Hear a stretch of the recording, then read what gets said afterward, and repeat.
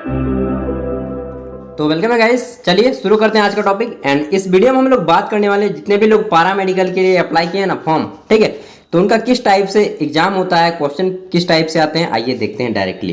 तो ये देखिए, आपका पारा मेडिकल एग्जाम 2019 में पूछा गया पेपर है और यह 10th वालों के लिए है, 12th वालों के लिए अलग से वीडियो लाया जाएगा।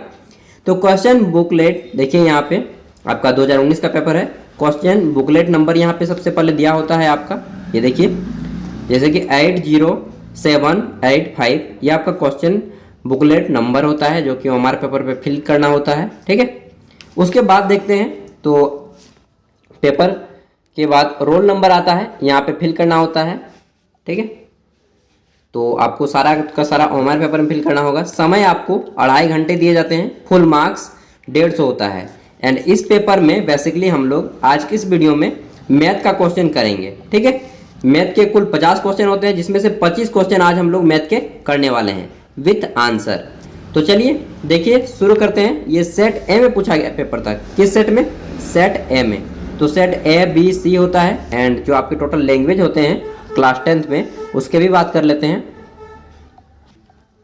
तो इस पेपर में आपको कौन कौन से सब्जेक्ट पूछे जाएंगे? मैथ पूछा जाता है 50 नंबर का, 50 नंबर का साइंस पूछा जाता है 10th में, ठीक है। और फिर 50 मार्क्स का आपका जनरल नॉलेज पूछा जाता है, जीके। तो कुल मिला के 3 सब्जेक्ट होते हैं और तीनों सब्जेक्ट से क्वेश्चन 50-50 करके आते हैं। अब आइए देख लेते हैं। तो यहाँ पे इंस्ट्रक्शन वगैरह दिया होता है, हिंदी और इंग्लिश दोनों भाषाओं में पेपर होता है। अब देख लेते हैं कि किस टाइप से क्वेश्चन है। एंड नेगेटिव मार्किंग की बात करें तो यहाँ पे कोई भी नेगेटिव मार्किंग नहीं दिया गया है इस पेपर में। एंड देख लेते हैं क्वेश्चन। तो बेसिकली आप लोग 10th लेवल पे 3 ही पोस्ट के लिए अप्लाई करते हैं, ड्रेसर, लैब असिस्टेंट और एक क्या होता है यार, बोल रहा हूँ, ठीक है। 3 ही पोस्ट होता है आपका बेसिकली। तो देखिए, पहला क्वेश्चन मैथ का इधर इंग्लिश से लिखा है, इधर हिंदी से लिखा है, ठीक है। आप जिसमें कंफर्टेबल होते हैं आप उसमें उसका आंसर कर सकते हैं, मतलब उस भाषा को पढ़िएगा। आंसर तो आपको गोला ही करना होगा, 4 में से 1 गोले टिक लगाने होंगे। तो देखिए, पहला क्वेश्चन है, यदि 2 संख्याओं का मॉस यानी कि HCF और LCM लॉस ऑफ क्रमशः 9 और 360 है, और यदि एक संख्या 45 हो तो दूसरी संख्या क्या है? तो आपको वही फॉर्मूला लगाना है, पहली संख्या है तो दूसरी संख्या बराबर LCM इंटू HCF, ठीक है। LCM इंटू HCF बराबर पहली संख्या गुने दूसरी संख्या। फॉर्मूला पुट करके आपको आंसर करना है। देखिए, मैं यहाँ पे सॉल्व करके नहीं दिखाऊंगा क्योंकि मुझे सॉल्व तो खुद को ही करना होगा यार।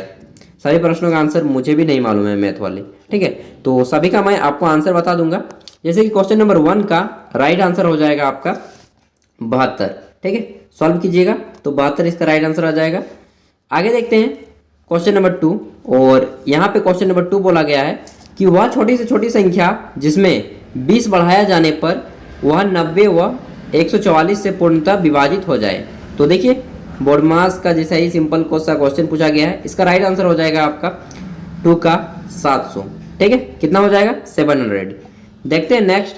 तो हमारा है क्वेश्चन नंबर 3। इसमें पूछा गया है कि 2/7 कोमा √7 कोमा 0.356 कोमा 0 में से कौन सी संख्या एक परिमेय संख्या नहीं है? तो √7 एक परिमेय संख्या नहीं होगा, ठीक है, क्योंकि √7 अपने आप में अनकम्प्लीट है।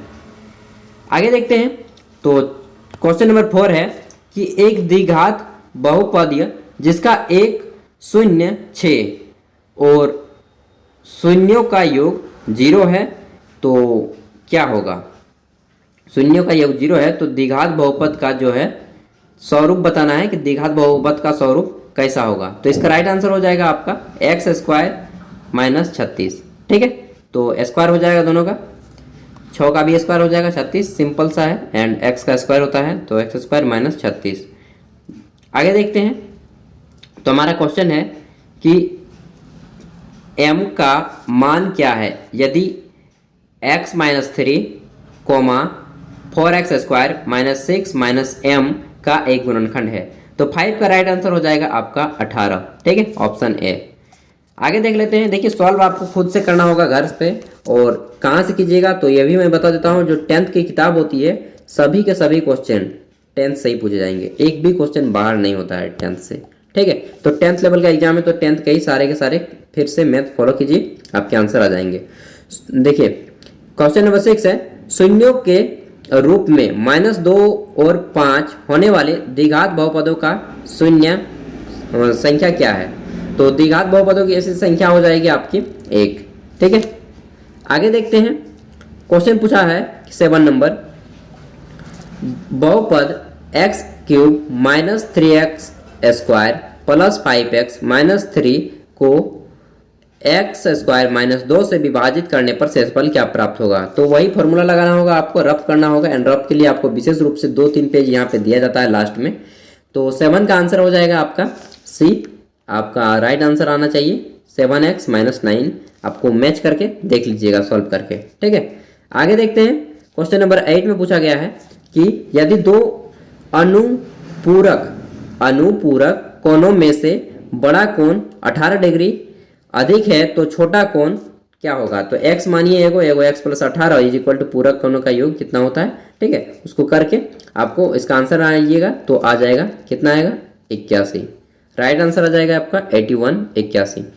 आगे देखते हैं। क्वेश्चन नंबर 9 पूछा जा रहा है और यहाँ पे पूछा है कि 5 वर्ष पूर्व मेरी आयु मेरे पुत्र की आयु की तिगुनी थी, और यानी कि मेरी आयु मेरे पुत्र की आयु की तिगुनी थी, और 10 वर्ष बाद मेरी आयु मेरे पुत्र की आयु की दोगुनी होगी। मेरी वर्तमान आयु क्या है? तो इसको आप लोग जो बोलते हैं एलिमिनेट करके उससे भी बना सकते हैं एंड बाय प्रोसेस भी बना सकते हैं, लेकिन ज़्यादा बेहतर होगा आपका एग्जाम के कि एलिमिनेट करके बनाइए।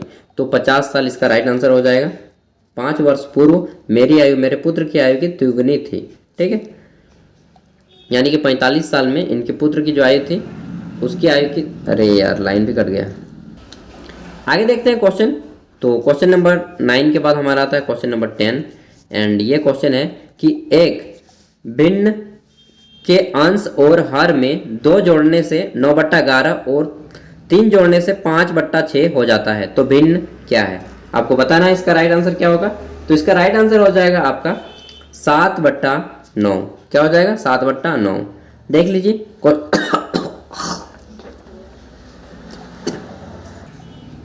देखिए क्वेश्चन नंबर 11 क्या है? 2 अंकों की एक संख्या के अंकों का योग 9, इस संख्या का 9 गुना अंकों के क्रम को पलटकर प्राप्त संख्या का 2 गुना है। एक तो यह संख्या ज्ञात करना है। यार क्या जो है खांसी।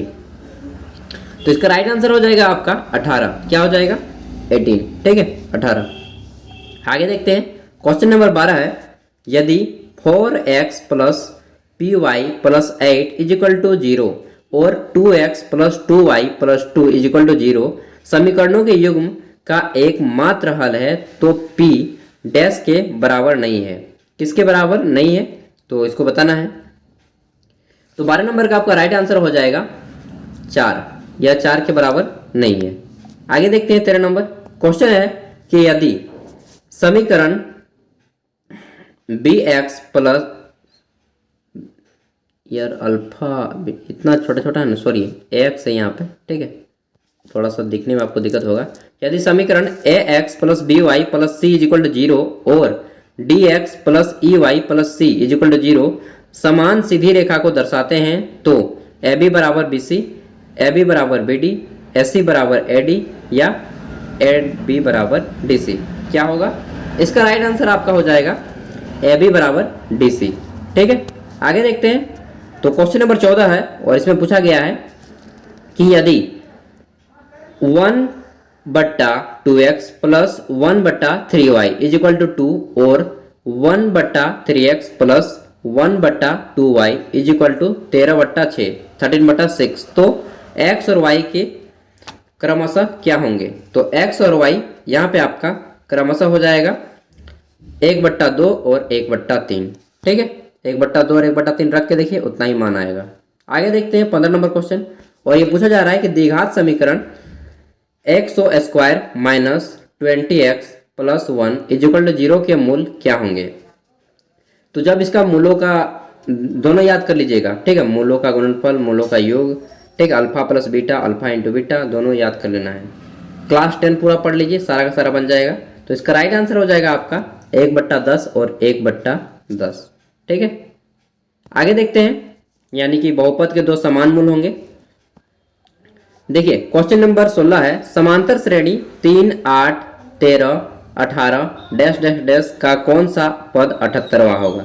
तो SN का फॉर्मूला यहाँ पे लगाना है एंड इसका राइट आंसर आ जाएगा आपका 16वां पद। ठीक है, तो देख लीजिए कितना करके बढ़ रहा है, तो 5 करके बढ़ रहा है, तो 5 16 बार जोड़िएगा तो इतना आ जाएगा, इसका राइट आंसर 16वां पद होगा। 17 नंबर है, यदि एक समांतर श्रेणी का 17वां पद इसके 10वां पद से 7 अधिक है तो उभयनिष्ठ अंतर कितना होगा। तो इसका राइट आंसर हो जाएगा आपका 1। ठीक है, आगे देखते हैं क्वेश्चन नंबर 18, और इसमें पूछा जा रहा है कि समांतर श्रेणी 2, 7, 12, 17 डैश डैश डैश के पहले 10 पदों का योग क्या है। तो देखिए बहुत ही इजी क्वेश्चन है दोस्त। अब इतना इजी के बाद भी अगर आप नहीं निकाल पाइएगा तो भाई क्या बताएं, आप इसके लायक नहीं है। देखिए 245 का राइट आंसर हो जाएगा। ठीक है, कंपटीशन जिस लेवल का अभी बढ़ गया उसके यार उसके मुकाबले अभी ना बहुत इजी एग्जाम है। 19 नंबर क्वेश्चन है, यदि एक समांतर श्रेणी का 22वां पद 149 और उभयनिष्ठ अंतर D 7 है तो प्रथम 22 पदों का योग क्या होगा। तो ये देखिए इसमें भी SN का फॉर्मूला लगाना है, क्लास 10th का क्वेश्चन है और इसका राइट आंसर आपका हो जाएगा 1661। ठीक है, 20 नंबर क्वेश्चन देखते हैं। इसमें पूछा गया है कि 3 से विभाज्य 2 अंकों की संख्या है, कौन सी संख्या है। तो 3 से विभाज्य 2 अंकों की संख्या कौन सी है, तो 90 इसका राइट आंसर हो जाएगा। ठीक है, 3 से विभाज्य 2 अंकों की संख्या, तो यार 90 भी होगा, 30 भी होगा ना, लेकिन ऐसे में किसका आंसर दीजिएगा। 1 मिनट दोस्त, मुझे पानी पीना होगा। तो जब ऐसा सिचुएशन बने ना तो आपको पहले वाला का आंसर करना है, यानी कि 30 यहाँ पे राइट आंसर हो जाएगा। ऐसे तो 90 भी होगा, लेकिन पहले कौन वाला है, तो 30 है, तो 30 को हम लोग करना है। आगे देखते हैं 21 नंबर क्वेश्चन। इसमें पूछा गया है कि निम्नलिखित में से कौन सी एक समांतर श्रेणी नहीं है। ठीक है, कौन सा AP नहीं बनाता है। तो देखिए इसको जब आप सभी को देखेंगे तो इसका राइट आंसर आपका निकल के आएगा ये 0.2, 0.22, 0.22। ये देखिए ये अलग ही सीरीज बना रहा है, ये रीजनिंग वाला क्वेश्चन आ गया है। ठीक है, तो D इसका राइट आंसर हो जाएगा, ये समांतर श्रेणी नहीं बना रहा है। आगे देखते हैं क्वेश्चन नंबर 22 है, एक समांतर श्रेणी का तीसरा पद 5 और 7वां पद 9 है तो समांतर श्रेणी है, कौन सा है समांतर श्रेणी। इसका राइट आंसर हो जाएगा आपका ऑप्शन B 3, 4, 5, 6। देखिए बहुत ही इजी क्वेश्चन है, सच बता रहा हूँ 10th में सभी क्वेश्चन 10th से रिलेटेड ही है एंड सिलेबस से कोई भी बाहर नहीं जा रहा है। जैसा कि बोला गया कि 10th के क्वेश्चन होंगे, एकदम 10th के ही क्वेश्चन है। अगला है 23 नंबर, समीकरणों का युग x = a और y = b ग्राफ में रेखाएं दर्शाती हैं तो डैश है, क्या हो जाएगा। तो 23 का राइट आंसर हो जाएगा आपका, क्या होगा, देखिए इसका राइट आंसर हो जाएगा A और B प्रतिच्छेद करने वाली रेखाएं। ठीक है, दोनों इस तरह की रेखाएं बनेंगी, आपका इस तरह के लाइनिंग बन जाएगा। आगे देखते हैं 24 नंबर क्वेश्चन। ये पूछा गया है कि सुश्री सोनी ने 1995 में 5000 रुपए के वार्षिक वेतन पर कार्य करना आरंभ किया था। मतलब कोई भी काम था करना, कोई भी नौकरी करना शुरू किया था 5000 में, और उसके पश्चात प्रति वर्ष 200 रुपए वेतन वृद्धि की। तो वह वर्ष जब उसका वेतन 7000 हो गया तो कौन सा होगा, जोड़ते जाइए जी, 2000 करके बढ़ रहा है तो 10 वर्षों के बाद बढ़ जाएगा, यानी कि 1995 था तो 2005 इसका राइट आंसर हो जाएगा। ठीक है, तो होगा नहीं 2006 होगा। ठीक है, क्योंकि 1 साल ज़्यादा आपका लग जाएगा, इसमें 7000 हो जाएगा। ठीक है, आगे देखते हैं। तो हमारा 25 नंबर क्वेश्चन है हो जाएगा, ये है कि 90 सेंटीमीटर लंबाई की एक लड़की एक लैंप पोस्ट से 1.2 मीटर से, देखिए ये आपका डिस्टेंस हाइट ट्रिगोनोमेट्री का क्वेश्चन आ गया, 1.2 मीटर प्रति सेकेंड से गति से चलना आरंभ करती है। स्पीड है वो आपका। ठीक है, चाल समय दूरी का क्वेश्चन आ गया है। यदि लैंप पोस्ट जमीन से 3.6 मीटर ऊंचा है तो 4 सेकंड बाद उसकी छाया की लंबाई क्या होगी। नहीं जी, ट्रिगोनोमेट्री का ही क्वेश्चन है, पूरा पढ़ने के बाद पता चलता है ना। तो इसका राइट आंसर आपका 1.6 मीटर आ जाएगा, उसको खींच के देखिएगा और ट्रिगोनोमेट्री वाला फॉर्मूला लगाना पड़ेगा एंड हाइट एंड डिस्टेंस के पाइथागोरस प्रमेय सब याद कर लीजिए। ठीक है, तो चलिए आगे हम लोग नेक्स्ट वीडियो में 26 से 50 तक के क्वेश्चन करेंगे एंड मैथ को कंप्लीट करेंगे। इसी तरह जितने भी हैं 10th 12th दोनों के कंप्लीट कर देंगे आपको 15 दिन के अंदर। तो हमारे साथ जुड़े रहिए and thank you, all the best. चलिए पढ़िए अच्छा से, थैंक यू।